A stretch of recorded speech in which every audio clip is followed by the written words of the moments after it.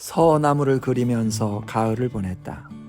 서나무는 날마다 헐거워져서 안쪽이 들여다 보였다. 나무는 자신을 들여다보는 사람과 사소한 관련도 없는 타자로서 땅 위에 서 있는데 사람이 한사코 나무를 들여다본다. 들여다 보이는 안쪽은 헐렁하게 비어 있었다. 내가 제 눈에 비친 대로 나무를 겨우 그릴 수는 있지만 나무를 안다고 말할 수는 없고 나무와 어떤 관계를 맺고 있다고도 말할 수 없는 까닭은 내가 나무와 닮거나 비슷한 구석이 전혀 없기 때문일 것이다. 가을에 서나무를 들여다보면서 그런 생각을 했다. 대생을 여러 점 완성했는데 마음에 들지 않았다.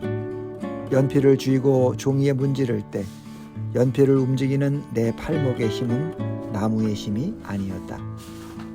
가을에는 숲의 힘이 물러선 자리를 빛들이 차지한다. 잎이 떨어져서 나무와 나무 사이가 멀어진 공간에 빛이 고이고 빛들은 시간에 실려서 흘러가는데 빛에 시간이 묻지 않는 것처럼 시간에도 빛이 묻지 않았다. 봄에 나무는 새 잎을 내밀어서 스스로가 빛을 뿜어내는데 가을에 나무는 잎을 떨군 자리에 빛을 불러들인다. 봄이 와서 낮이 길어지고 빛이 강해지면 깨어서 움직이고 가을에 밤이 길어지고 빛이 약해지면 휴면에 들어가는 것이 나무들의 기본적 생리라고 수목원에 처음 왔을 때 안요한 실장이 가르쳐 주었다. 그때 안 실장의 목소리는 느리고 고요해서 밤이 오면 어두워지고 아침이 오면 밝아진다고 너무나도 분명한 말을 하고 있는 것처럼 들렸는데 텅 빈 말로 안 실장은 나무의 운명을 부러워하고 있는 것 같았다. 탯줄이 아니라 씨앗으로 태어나서 비바람 속에서 빛과 더불어 자고 깨는 나무의 안쪽에 안요한 실장은 말을 걸고 있었다. 혈육이 없어서 일륜이 없고 탯줄이 없어서 젖을 빨지 않는 것이 나무의 복이라고 안 실장은 말하고 있는 것 같았다. 가을에 잎을 떨구는 서나무를 들여다보니까 안 실장의 말은 맞는 말이었다.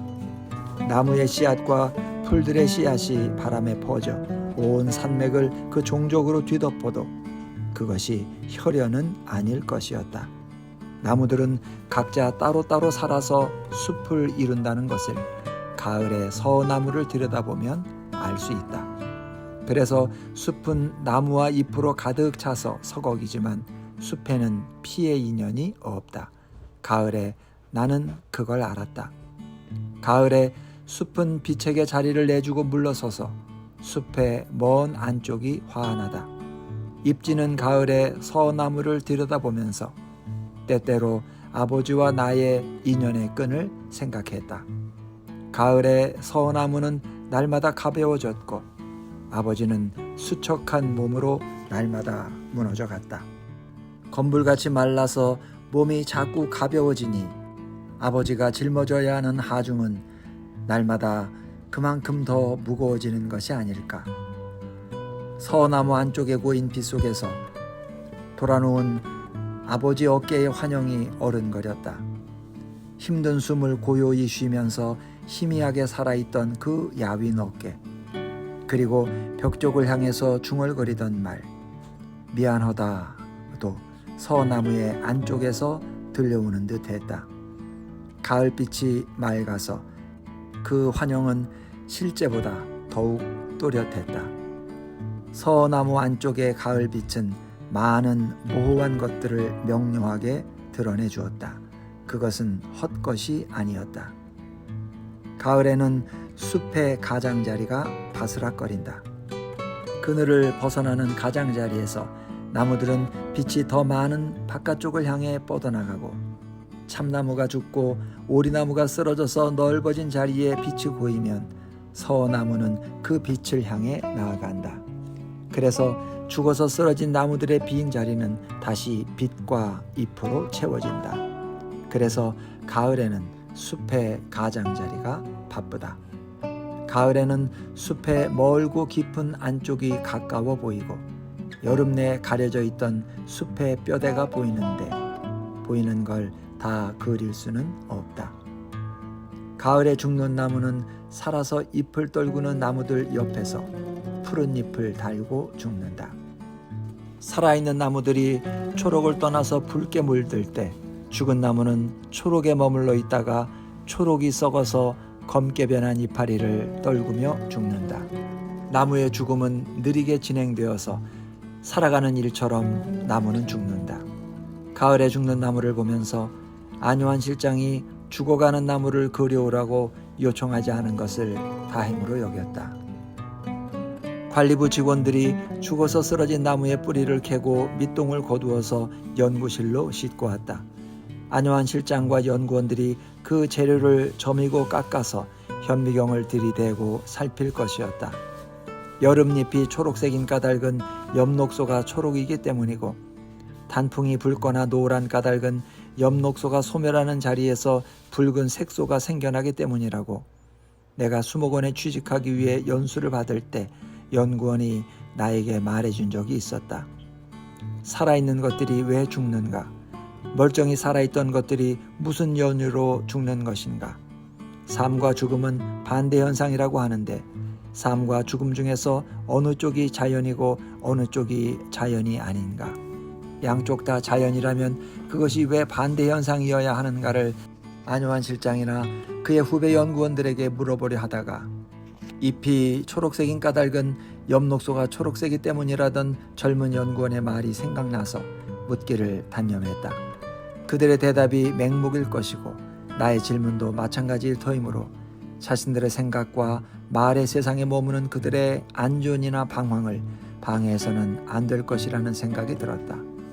죽은 나무들은 땅에 쓰러졌다. 죽은 것들은 다들 땅으로 추락한다. 새들도 죽어서 땅으로 떨어지고 한 해살이나 하루살이 벌레, 한 해살이나 두 해살이 풀들도 죽어서 땅으로 떨어지고 쓰러진다. 죽음은 존재의 하중을 더 이상 버텨낼 수 없는 생명현상이라는 것을 수목원에 와서 알게 되었다. 하중이 빠져나가면서 하중을 버티던 껍데기가 땅 위로 떨어져 내리니까 죽음은 땅과 친화력을 갖는 것으로 보였다. 그래서 죽음은 가루가 되어 땅속으로 스미거나 바람에 불려간다. 하중이 빠지는 현상이므로 죽음은 가벼움도 무거움도 아니고 무거움의 절정과 가벼움의 절정이 합쳐지면서 그 양쪽을 오가는 시간의 흐름인 것처럼 느껴지기도 했다. 나무가 죽는 걸 들여다보면서 그런 생각을 했다. 아버지를 문병 갔을 때 벽에 기대 앉아서 기침을 쿨럭거리던 아버지가 벽 쪽으로 쓰러지듯 눕던 모습이 수목원 숲에서 죽어가던 나무와 겹쳐졌다. 그때 아버지가 벽 쪽으로 쓰러지던 모습에도 무거움과 가벼움이 겹쳐 있었다.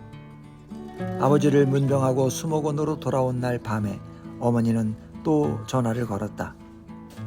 예, 너네 아버지한테는 잘 다녀왔니? 간병인한테 얘긴 들었다. 나는 교회 일이 바빠서 못 갔다. 그래, 너네 아버지 보니까 어떻더냐? 많이 힘들어 하시대요. 숨쉬기가 어려운 모양이에요. 숨뿐이겠냐? 온갖 풍이 다 겹쳤다는데. 그래도 먹기는 먹는다. 나오는 게 너무 굳어서 문제지. 어머니 그만 주무세요. 그 얘기 다 하셨잖아요. 한마디만 더 하자. 예, 그저께 최국장에 다녀갔다.